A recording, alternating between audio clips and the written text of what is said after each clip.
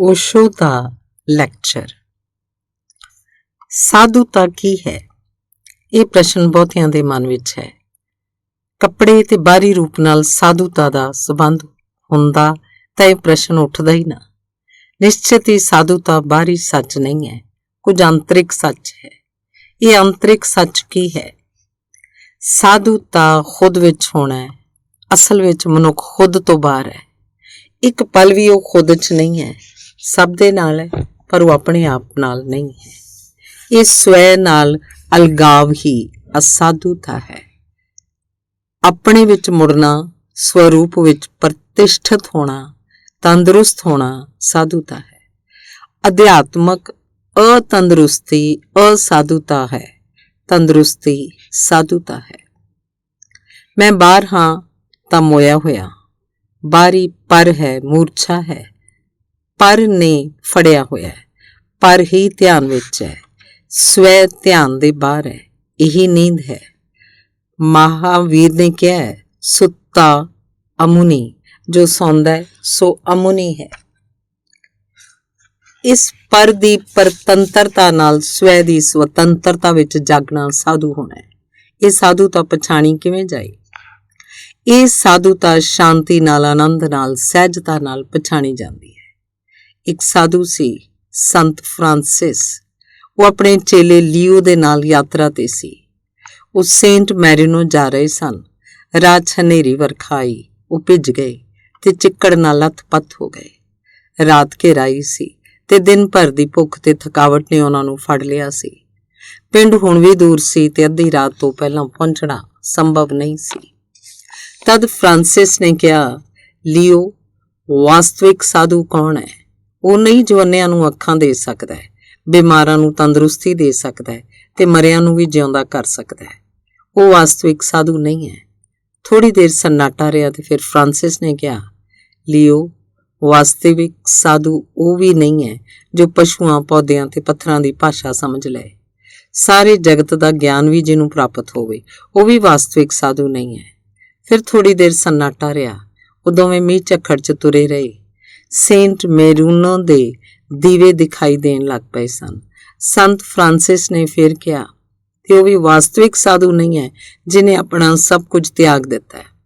ਹੁਣ ਲਿਓ ਤੁਰਿਆ ਨਾ ਗਿਆ। ਉਹਨੇ ਪੁੱਛਿਆ, ਫਿਰ ਵਾਸਤਵਿਕ ਸਾਧੂ ਕੌਣ ਹੈ? ਸੰਤ ਫਰਾਂਸਿਸ ਨੇ ਕਿਹਾ ਸੀ, ਅਸੀਂ ਮੈਰੀਨੋ ਪਹੁੰਚਣ ਵਾਲੇ ਹਾਂ। ਸਰਾਂ ਦੇ ਬਾਹਰ ਦਰਵਾਜ਼ੇ ਨੂੰ ਅਸੀਂ ਖੜਕਾਵਾਂਗੇ। ਦੁਆਰਪਾਲ ਪੁੱਛੇਗਾ ਕੌਣ ਹੈ, ਤੇ ਅਸੀਂ ਕਹਾਂਗੇ ਕਿ ਤੁਹਾਡੇ ਹੀ ਦੋ ਬੰਧੂ, ਦੋ ਸਾਧੂ। ਤੇ ਜੇ ਉਹ ਕਹੇ ਭਿਖਾਰੀਓ, ਭਿੱਖ ਮੰਗਿਓ, ਮੁਫਤ ਖੋਰੋ, ਇੱਥੋਂ ਭੱਜ ਜਾਓ, ਇੱਥੇ ਤੁਹਾਡੇ ਲਈ ਕੋਈ ਸਥਾਨ ਨਹੀਂ ਹੈ, ਤੇ ਦਰਵਾਜ਼ਾ ਬੰਦ ਕਰ ਲਏ।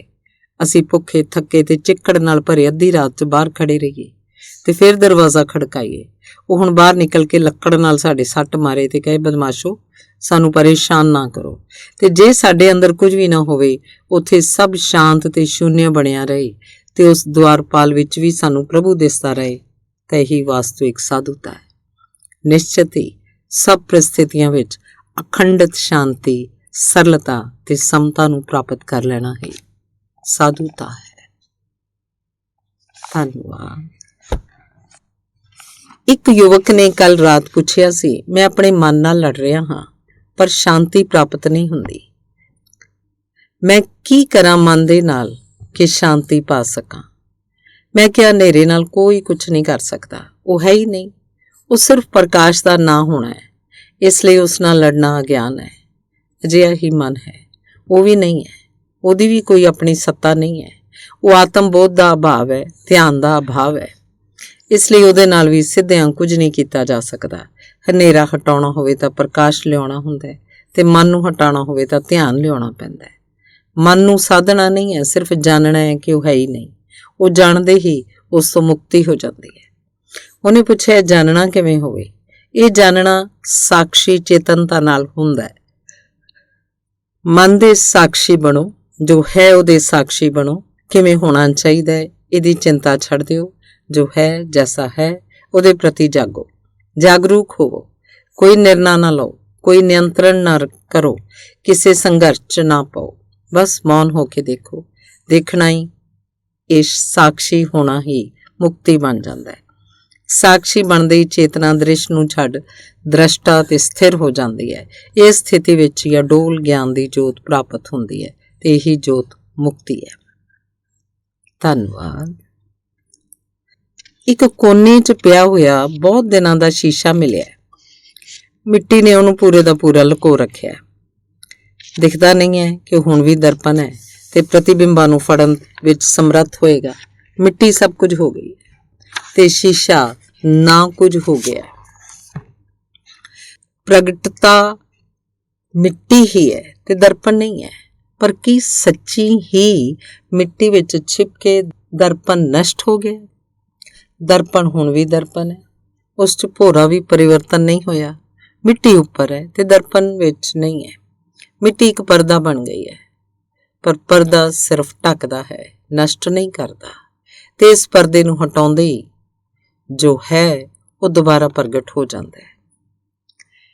ਇੱਕ ਵਿਅਕਤੀ ਨੂੰ ਇਹ ਕਿਹਾ ਹੈ ਕਿ ਮਨੁੱਖ ਦੀ ਚੇਤਨਾ ਵੀ ਇਸ ਦਰਪਣ ਦੀ ਤਰ੍ਹਾਂ ਹੀ ਹੈ। ਵਾਸਨਾ ਦੀ ਮਿੱਟੀ ਹੈ ਉਸ ਤੇ, ਵਿਕਾਰਾਂ ਦਾ ਪਰਦਾ ਹੈ ਉਸ ਤੇ, ਵਿਚਾਰਾਂ ਦੀਆਂ ਪਰਤਾਂ ਹਨ ਉਸ ਤੇ, ਪਰ ਚੇਤਨਾ ਦੇ ਸਰੂਪ ਵਿੱਚ ਇਸ ਨਾਲ ਕੁਝ ਵੀ ਨਹੀਂ ਹੋਇਆ। ਉਹ ਉਹੀ ਹੈ, ਉਹ ਸਦਾ ਉਹੀ ਹੈ। ਪਰਦਾ ਹੋਵੇ ਜਾਂ ਨਾ ਹੋਵੇ, ਉਸ 'ਚ ਕੋਈ ਪਰਿਵਰਤਨ ਨਹੀਂ ਹੈ। ਸਾਰੇ ਪਰਦੇ ਉੱਪਰ ਹਨ, ਇਸ ਲਈ ਉਹਨਾਂ ਨੂੰ ਖਿੱਚ ਦੇਣਾ ਤੇ ਅਲੱਗ ਕਰ ਦੇਣਾ ਮੁਸ਼ਕਿਲ ਨਹੀਂ ਹੈ। ਦਰਪਣ ਤੋਂ ਮਿੱਟੀ ਝਾੜਨ ਨਾਲੋਂ ਜ਼ਿਆਦਾ ਮੁਸ਼ਕਿਲ ਨਹੀਂ ਹੈ ਚੇਤਨਾ ਤੋਂ ਮਿੱਟੀ ਨੂੰ ਝਾੜ ਦੇਣਾ। ਆਤਮਾ ਨੂੰ ਪਾਉਣਾ ਆਸਾਨ ਹੈ ਕਿਉਂਕਿ ਵਿਚਾਲੇ ਮਿੱਟੀ ਦੇ ਇੱਕ ਪਤਲੇ ਪਰਦੇ ਤੋਂ ਇਲਾਵਾ ਹੋਰ ਕੋਈ ਰੁਕਾਵਟ ਨਹੀਂ ਹੈ ਤੇ ਪਰਦੇ ਦੇ ਹਟਦੇ ਹੀ ਗਿਆਤ ਹੁੰਦਾ ਹੈ ਕਿ ਆਤਮਾ ਹੀ ਪਰਮਾਤਮਾ ਹੈ। ਧੰਨਵਾਦ। ਇੱਕ ਚਿੱਤਰ ਵੇਖ ਕੇ ਮੁੜਿਆ ਹਾਂ। ਪਰਦੇ ਤੇ ਪੈਂਦੇ ਬਿਜਲੀ ਚਿੱਤਰ ਕਿੰਨਾ ਮੋਹ ਲੈਂਦੇ ਹਨ, ਇਹ ਦੇਖ ਕੇ ਹੈਰਾਨੀ ਹੁੰਦੀ ਹੈ। ਇੱਥੇ ਕੁਝ ਵੀ ਨਹੀਂ ਹੈ, ਉੱਥੇ ਸਭ ਕੁਝ ਹੋ ਜਾਂਦਾ ਹੈ। ਦਰਸ਼ਕਾਂ ਨੂੰ ਦੇਖਦਾ ਸਾਂ, ਲੱਗਦਾ ਸੀ ਕਿ ਉਹ ਖੁਦ ਨੂੰ ਭੁੱਲ ਗਏ ਹਨ। ਉਹ ਹੁਣ ਨਹੀਂ ਹਨ ਤੇ ਸਿਰਫ ਬਿਜਲੀ ਚਿੱਤਰਾਂ ਦਾ ਪ੍ਰਵਾਹ ਹੀ ਸਭ ਕੁਝ ਹੈ। ਇੱਕ ਕੋਰਾ ਪਰਦਾ ਸਾਹਮਣੇ ਹੈ ਤੇ ਪਿੱਛੋਂ ਚਿੱਤਰਾਂ ਦਾ ਸੁੱਟਣਾ ਹੋ ਰਿਹਾ ਹੈ। ਜੋ ਦੇਖ ਰਹੇ ਹਨ ਉਹਨਾਂ ਦੀ ਦ੍ਰਿਸ਼ਟੀ ਸਾਹਮਣੇ ਹੈ ਤੇ ਪਿੱਛੋਂ ਦਾ ਕਿਸੇ ਨੂੰ ਖਿਆਲ ਨਹੀਂ ਹੈ। ਇਸ ਤਰ੍ਹਾਂ ਲੀਲਾ ਨੂੰ ਜਨਮ ਮਿਲਦਾ ਹੈ। ਮਨੁੱਖ ਦੇ ਅੰਦਰ ਤੇ ਮਨੁੱਖ ਦੇ ਬਾਹਰ ਵੀ ਇਹੀ ਹੁੰਦਾ ਹੈ।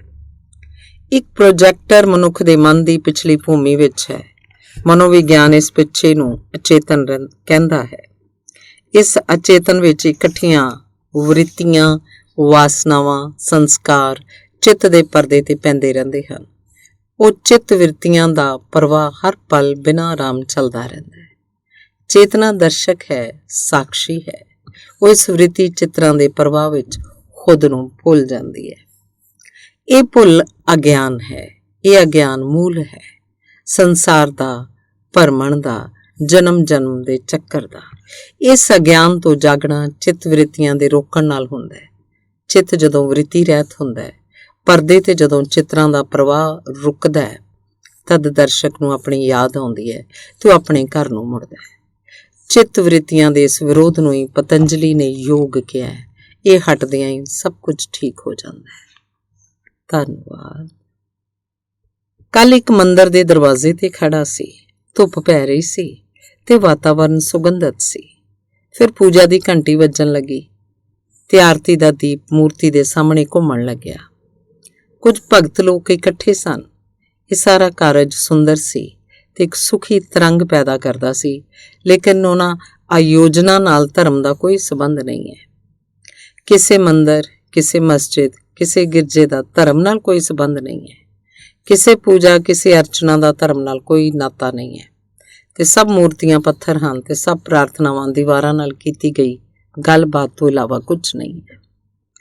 ਲੇਕਿਨ ਇਸ ਸਭ ਕੁਝ ਨਾਲ ਸੁੱਖ ਮਿਲਦਾ ਹੈ ਤੇ ਉਹੀ ਖਤਰਾ ਹੈ, ਕਿਉਂਕਿ ਉਸੇ ਦੇ ਕਾਰਨ ਪ੍ਰਵੰਚਨਾ ਆਰੰਭ ਹੁੰਦੀ ਹੈ ਤੇ ਜ਼ਿਆਦਤੀ ਹੁੰਦੀ ਹੈ।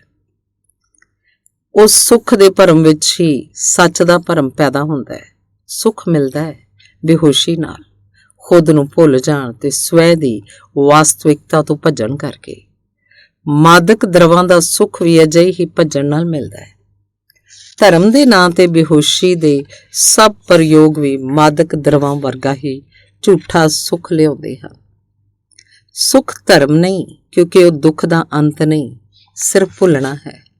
ਫਿਰ ਧਰਮ ਕੀ ਹੈ? ਧਰਮ ਸਵੈ ਤੋਂ ਭੱਜਣਾ ਨਹੀਂ, ਸਵੈ ਦੇ ਪ੍ਰਤੀ ਜਾਗਣਾ ਹੈ। ਇਸੇ ਜਾਗਣ ਦਾ ਕਿਸੇ ਬਾਹਰੀ ਆਯੋਜਨ ਨਾਲ ਕੋਈ ਵਾਸਤਾ ਨਹੀਂ। ਇਹ ਤਾਂ ਅੰਦਰ ਜਾਣ ਤੇ ਚੇਤਨਾ ਨੂੰ ਪ੍ਰਾਪਤ ਕਰਨ ਨਾਲ ਸੰਬੰਧਿਤ ਹੈ। ਮੈਂ ਜਾਗਾਂ ਤੇ ਸਾਖੀ ਬਣਾ, ਜੋ ਹੈ ਉਹਦੇ ਪ੍ਰਤੀ ਚੇਤਨ ਬਣਾ। ਬਸ ਧਰਮ ਇੰਨੇ ਨਾਲ ਹੀ ਸੰਬੰਧਿਤ ਹੈ। ਧਰਮ ਅਮੂਰਛਾ ਹੈ ਤੇ ਅਮੂਰਛਾ ਆਨੰਦ ਹੈ। ਧੰਨਵਾਦ।